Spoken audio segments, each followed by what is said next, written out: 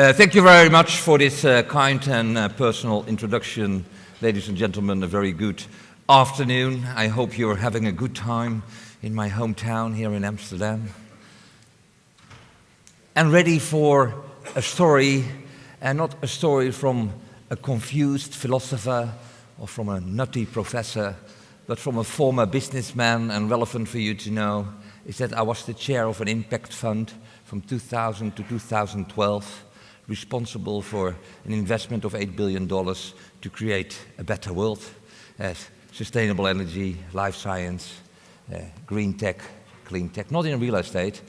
So I have to confess that's a lack in my experience, but I hope I will be able to give you a nice and relevant and also urgent message about the emerging future. One note up front: if you see any slide, text or video you might use in your work or at the breakfast table at home, you don't have to memorize everything. Everybody will get a copy of the presentation. When the organization has your email address, you will get an email with a link and a password to download not a PDF but a PowerPoint, so it's very easy to copy-paste and use the material. More than 200 links to sources, books, TED videos, internet pages to find more information if you are interested. I would like to start with a colleague of mine, a philosopher, also a professor, called René ten Bos. He gives lectures, philosophy at the Radboud University here in Nijmegen. And he was also for 2.5 years thinker of the nations in our country. He's a great thinker. Not only a great philosopher, but a great future thinker. And he wrote a fantastic book last year. And the book is called Wandering in the Anthropocene. And the Anthropocene is the era where we live in today.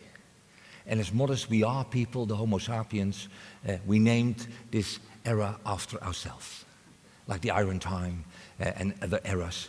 The Anthropocene was also mentioned after us. And why is the Anthropocene, the era where we live in today, mentioned after us? Well, that's very simple to explain. The Anthropocene, the era where we live in today, is an era where we, the Homo sapiens, became an ecological power. There is no species on this earth who can say that they are an ecological power. And until, let's say, 20 years ago, we, the Homo sapiens, were not an ecological power at all. But since a year of 20, we became an ecological power. Why? Anybody an idea?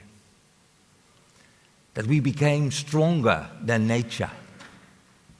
And why? Because it seems, it's almost proven, that the Homo sapiens was capable to change climate on this planet. And if you can change climate on this planet, you are an ecological power. There are still some people in denial, but 98% of the climate scientists, though, who are professionals to talk about climate, 98% has consensus that the 6th warming of our planet is caused by people and not by nature, as the 5th times before. 4 times we saw climate change on our planet in a couple of years, a huge increase of temperature caused by volcanoes, the eruptions of volcanoes. And that caused the extinction of 80% of life of this planet. 4 times. We were not here, so we couldn't cause it. We were not here as a species. 5th time, it was that the Earth was hit by an asteroid. And it killed the dinosaur and 90% of all life on our planet. But the 6th time, climate scientists are pretty sure that the 6th warming is caused by people, us. Not our grandfathers, this generation. 50% of all CO2 in the atmosphere is polluted the last 20 years. So it's caused by us. No doubts among 98% of the climate scientists around the world. René ten Bos, as a future thinker and also concerned about our race, our species, he said, we, Homo sapiens, are probably the most intelligent species on this planet. Why? Because we have the capability to upload knowledge, data, information, wisdom to the collective. And from the collective, we have the same capability to download it to an individual. We can even learn from people we don't know. There's no other species on this planet who can do so. So we are probably the most intelligent species on this planet. And then he is wondering, if we are so intelligent as a species, so wise, we have so much knowledge and information, how on earth is it possible with all this wisdom and intellect that we are destroying our only living environment that is available? What on earth is wrong with that species? He asked himself and us in this book. And he came to the conclusion the only species who will do so is a species who has no idea who she is. It's a species has no idea why she's here. And it is a species who has no idea where she's heading to. And why? Because if we know who we are, why we're here, and where we're heading to, we wouldn't do that. Do you agree? I add to it, it's probably a species who don't love their children. Otherwise, we won't do it.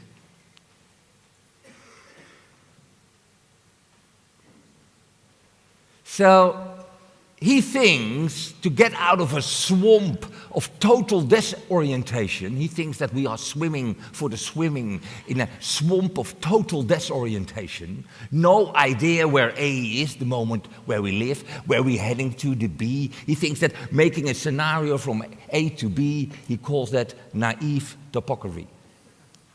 Because we have no idea where A is and where we're heading to. And he gives us an advice, a tip, a suggestion. He says to get out of this swamp of total disorientation, what we need to do is, one, to connect to the emerging future based on facts instead of opinions and emotions from others who are transformed to the truth. And we should connect to our emerging self. And what is your emerging self? That is the answer to the question, what do I want to mean to other people until my last breath? The purpose, not the goals. The meaning, not your short-term key performance indicators. But of course you can say, well, this is from a philosopher, and philosophers always create more questions than they give answers. So look at the facts for those who are always interested in spreadsheets and key performance indicators. I give you some hard facts that will give you more feeling for what I'm trying to say.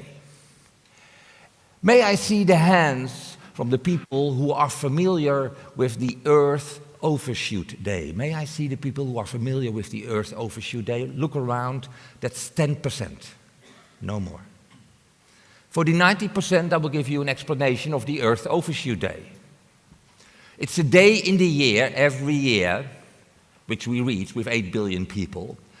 And the Earth Overshoot Day is the day where we extract more natural resources from our planet than our planet can regenerate in 1 year. So that's where we damage our planet thoroughly, structurally.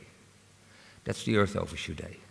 And the Earth Overshoot Day is also the day where we pollute more than the atmosphere, the continents, and the oceans can adopt. So that's where we start toxicizing our planet. So the World Overshoot Day is the day where we start destroying our planet. In 1971, it was the 28th of December, so was not too bad. Anybody an idea where it was in 2019? The Earth Overshoot Day, the day where we start destroying our only living environment. Any idea? 2019? June? March? January, sir, you are an optimist. 29 July, 8 billion people gets to the date on the 29th of July. Last year, we start destroying this planet. The Netherlands, I'm very proud to be Dutch, the Netherlands are at May the 4th. I agree. Any Americans? Don't raise your hand. 14th of March, the Americans. The Australians, 11th of March. So not even 1 quarter has passed, and these continents are working on destroying our only living environment. Is that a thing? Do you think that if we continue with that, that it might have impact in the near future on the value of real estate? Or stock quotes at the stock quote market? Any idea? No. So if you download the presentation, you will not only see the 29th of July, you can also see it per country. The number one, the best in the world, is Qatar, February the 11th. To summarize it, dear friends, if everybody in the world, 8 billion people, start living like the Dutch, we need 3 planets. If everybody start living like the Americans or the Australians, we need 5 planets. Are you with me? It's draconic. It's bizarre. It's inhuman. It's immoral. And here you see that the date is coming more to the front and to the front and to the front. And I see a lot of faces. My God, I didn't know that. Why didn't I read that in the papers? Well, this is known since 1972, the first report of the Club of Rome. So it's among us for more than 50 years. Oh no, most 50 years. So maybe you read different papers.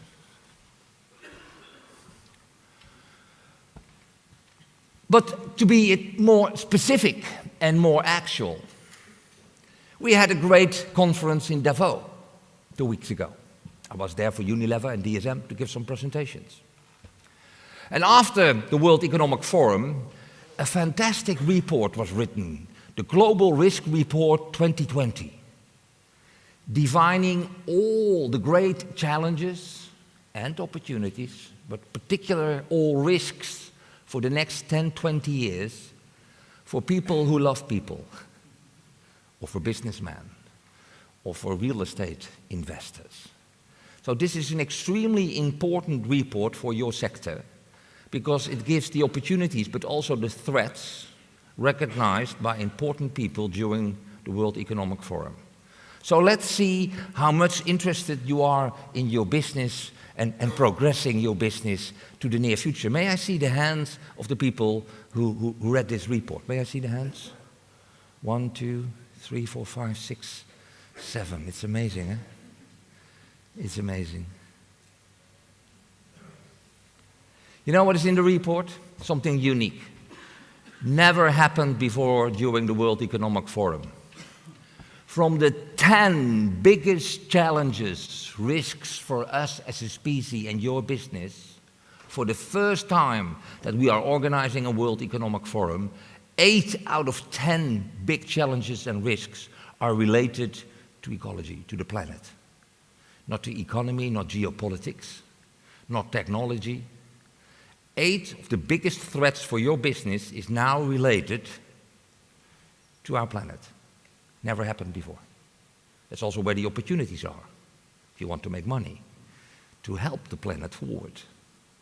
And do you think it is nice to experience the fact that you can help the world and people and the planet getting progressed and make some money out of it? I think that is the best way to do investing, instead of destroying value to make some money. 8 out of 10 challenges, threats for your business is related to our planet, ecological threats. And in this slide from the World Economic Forum, you see how that is related. In 2007, we were very much concerned and talking about threats related to economy, blue. A little bit was social, a little bit was geopolitical. But look, the upper line, 2020, is all green. It's ecological. And of course, I believe that our biggest problem is not the crisis of climate change or biodiversity or natural resources or a social economic lack of work or spiritual. I think that the biggest crisis for us, the Homo sapiens, is that our incapacity to deal with crisis, to solve real problems. We only talk about it, but we don't act. That is our biggest crisis. And why? Because we are no longer a Homo sapiens, we became an Homo economicus. We only think in welfare, making money, return on investment, have financial key performance indicators that measuring the return on investment for shareholders. But nobody, of course you are, but those people who are not here today, have a lack of key performance indicators who are measuring social and ecological progress. So why are we so interested in money only, in the goal instead of the meaning, the purpose? And the reason, according to René Bos, and I agree with that, is that we, the Homo sapiens, are terribly confused. We have no idea. We have no idea. Shall I give you 2 examples how confused we are? One, in our country, the Netherlands, we export as many bicycles as we import. Then you are confused.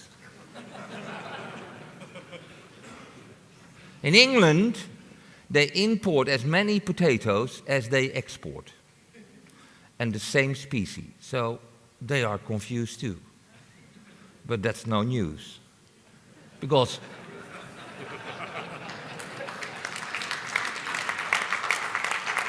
to give it in a metaphor, when we are dealing with a rising ocean level, the sea level is rising, it is remarkable that people get back to independency on an island.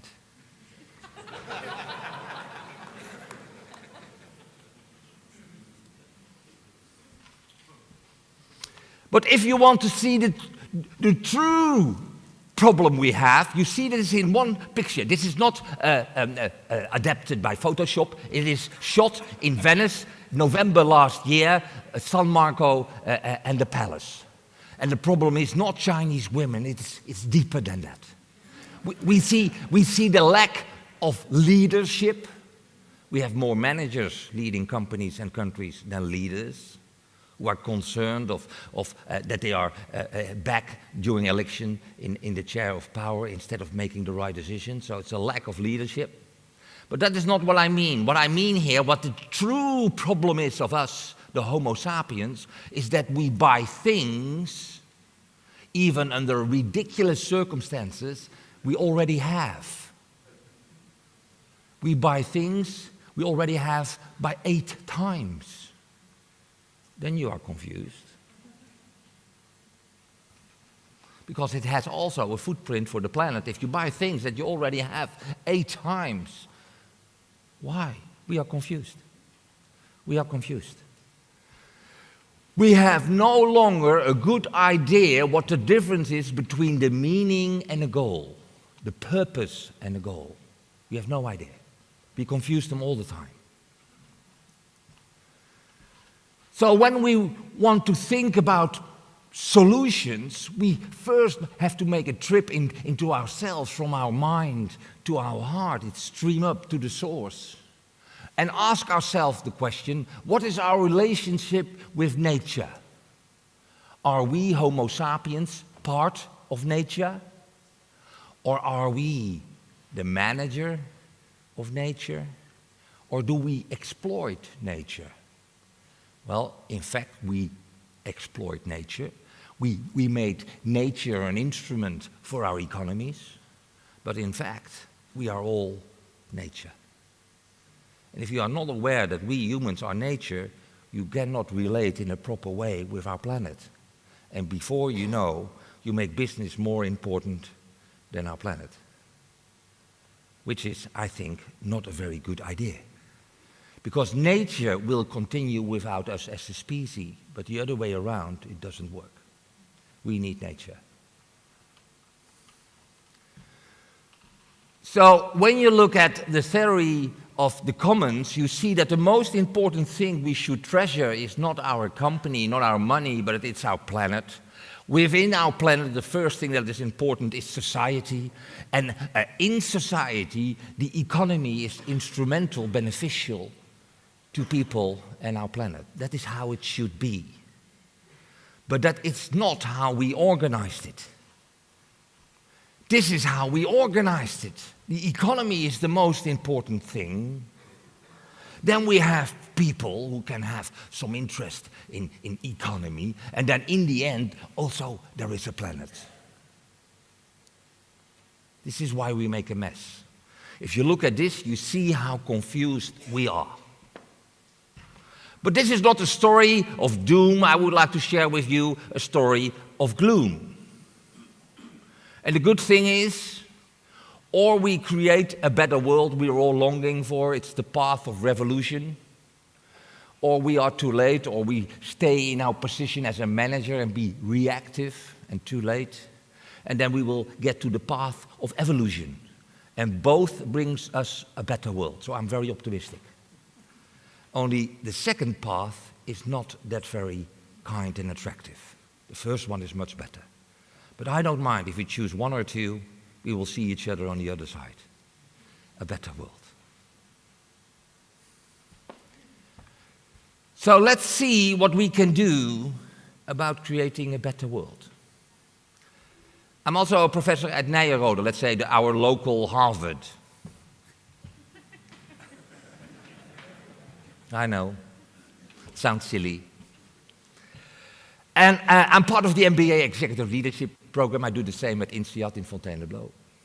And last time in Fontainebleau, a CEO of a stock-quoted company asked me, Ruud, what is the most important skill of leaders in this new decade? And then he started answering the question himself. Is that transactional leadership, transformational leadership, democratic leadership, servant leadership, contextual leadership? 2 minutes, he continued.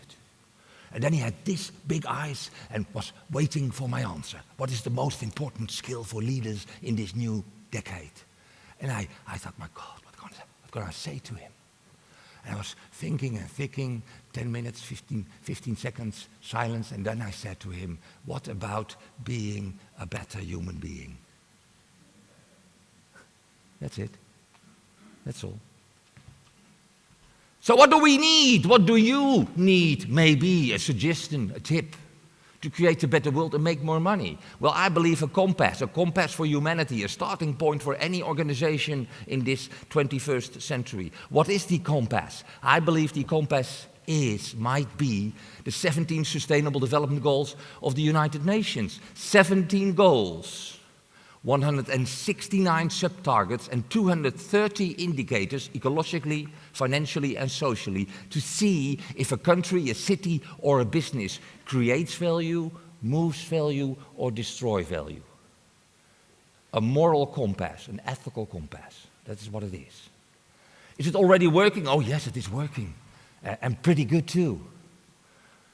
This is how they are normally presented. This is how I like to present them. 2 are what I call spiritual targets. This one is very important, number 17, partnership for goals, to create progress in radical dependency. That is difficult for people to work together in radical dependency, but that's what's needed. 5 are ecological targets, goals, related to the planet. 10 are related to people, social goals. And 1 is about work, economic and money. The other 15, 16 are not. What is dominating our mind and world all the time? Work, economic and money. I would like to give you an example how they are used. Since 2008, and in practice from 2015, all countries in the world need to report once a quarter to the United Nations how they relate to these 17 targets. And if they do well, green, not very well, yellow, bad, orange, or horrible, red. So per country we can see if they move, create, or destroy value. That's interesting. We can also see it for cities, if they destroy, move, or create value. And I have interesting news for you. Here is how you can see it for cities. So if this becomes more and more available and aware for people, do you think that it will have impact on the value of real estate? Oh yes, it will. Because this is quite independent information, ethical information, not only financially, but also ecologically and social. What are the best cities in the world to live to? But more important for your business is this. At MIT, we have more than 1,000 promovendi working on a report which will be published during this summer. And in this report, we will have 10 the most important sectors in the world related to the 17 Sustainable Development Goals. So then we can see which sectors create value, move or destroy value. Will that have impact on the value of companies or sectors who are related to the stock quote? Oh yes, it will. At Harvard, working together with the London Business School and Yale, they are working 3,000 promovendi on a report which will be published after the summer, where we will see the 1,000 biggest companies stock quoted and how they relate to the 17 Sustainable Development Goals. Then we can see, for the biggest companies in the world, from an ethical perspective, if they are good, neutral, or evil. Do you think that will have impact on their value in the stock quote market? Oh yes, it will. So what is interesting for your sector to look in your portfolio or your future investment based on how do they relate to the 17 Sustainable Development Goals, but it is also doable in a more easy way. Relate to the World Overshoot Day, the Earth Overshoot Day. Imagine that you can do an investment or you have an investment and you want to share with the world, with your customers, your potential customers, the prospects. You want to share with them an opportunity and you say this is not only a fantastic building, an office, a home, but if you start living here together, we see to it that the date moves from 29th of July to the 4th of August. Is that a USP? Oh yes, it is. You can start thinking in investing, doing business from the perspective of moving the date and make some more money out of it by creating a better world. I can assure you that your night rest will be much better. And the interesting thing for your sector is that if we look at the World Overshoot Day website, and look for opportunities, not only to invest, but in many other ways to create progress, we see 5 areas where you can invest to create a better world and make money. One of them is invest in cities. That is what you do, so that is a very urgent and relevant sector created or related to move to date. You can also relate it to energy, which is also very much related to your business. One is food, maybe less. The planet, very much urgent and related to your business, and people. From the 5, at least 4 sectors related to move-to-date opportunities is related to your business. Huge opportunity, and find USPs in what you do and how you move to date. Is that interesting? I think it is. But it is more than making money. This is about creating progress for the planet and for society, for people. And there are more than 80,000 businesses who do so. They are called the B Corps. Anybody a certificate as a B Corp? May I see the hands? Nobody? Interesting. There is another last tip I would like to give you how you can look at moving the date. One, when you get home, go to the website, remind the phrase footprint calculator. And this website will ask you 20 questions about your personal life. And that will calculate your personal Earth Overshoot Day. I did it yesterday with a group of teachers, 800, all before May the 1st. So that was a huge discovery for them. And it has impact. So try it at home to find some stimulants or energy or purpose. And I give you just 2 examples, not how important it is, but how easy it is. If we, not 8 billion people, 1 billion people, us, those who have some money, if 1 billion people halve 50% decline of our meat consumption, the date will move 2 weeks. If we decrease our carbon footprint as a family, which is easy to do, it relates to how we go from A to B and how we eat and what we throw away. if we halve our footprint as a society, forget Shell, forget the coal mines in China, just we people. If we halve our footprint, the date will move 3 months to end of October. So what if we start doing this and also relate it in our business? You start making money out of creating a better world. Download the presentation, you will see a lot of examples how you can do it in your life, but also in your business.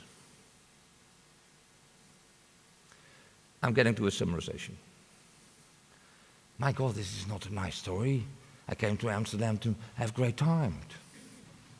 And now I feel a little bit uncomfortable. I feel even a little bit fear. And I know people who read in this word, fuck everything and run. But that's not what we should do. I know also people who read in this word, false evidence appearing real. They create their own truth in their bubble and stick to it with their limited beliefs.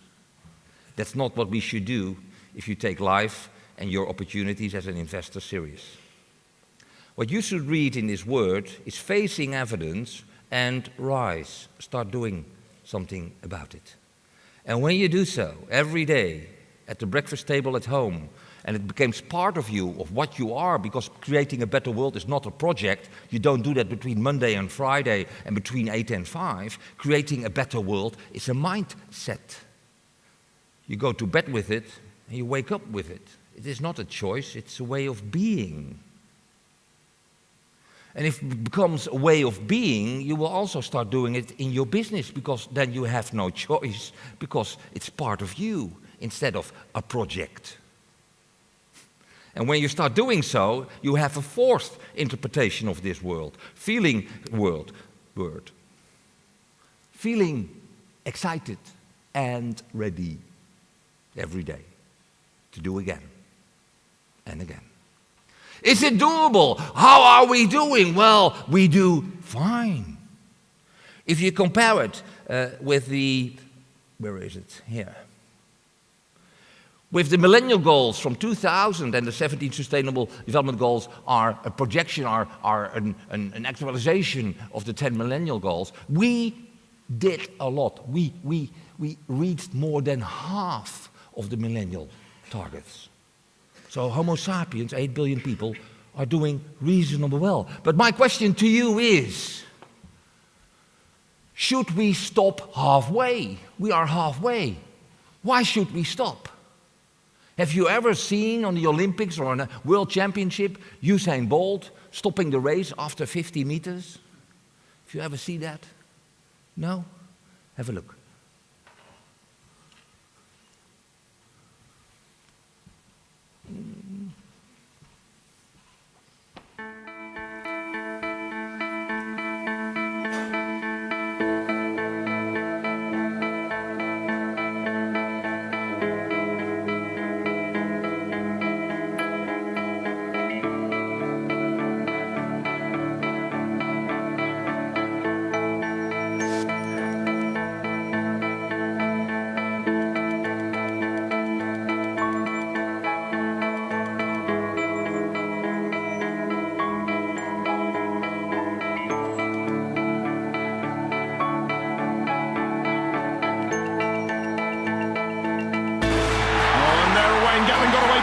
He's ahead of the field, and Usain Bolt has stopped! Usain Bolt has stopped at the 50-meter line! Oh, that is a pity!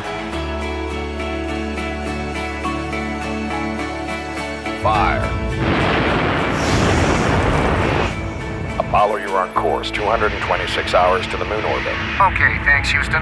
But I think we'll be heading back now. Come again? Yeah, it was kind of fun, but I think halfway will do. Job done.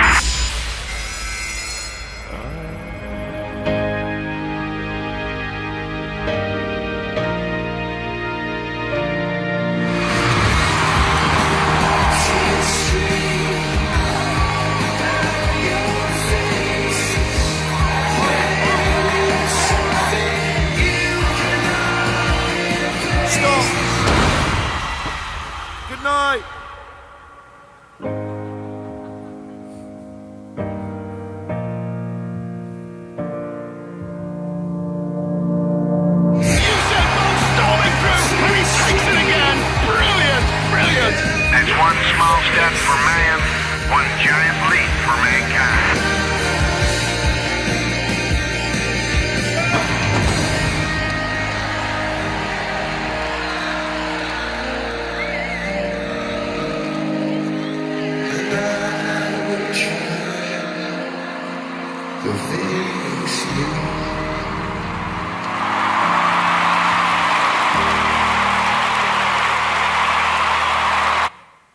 So we got work to do.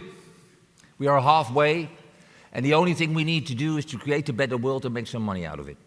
But in this sequence, please.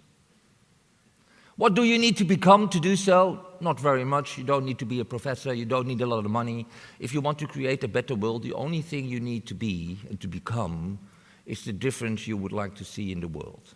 Words of Gandhi, many years ago. So the summarization of this short keynote in 10 words of 2 letters is very easy. If it is to be, it is up to me. And me, and me, and we, here together in Amsterdam. Thank you very much.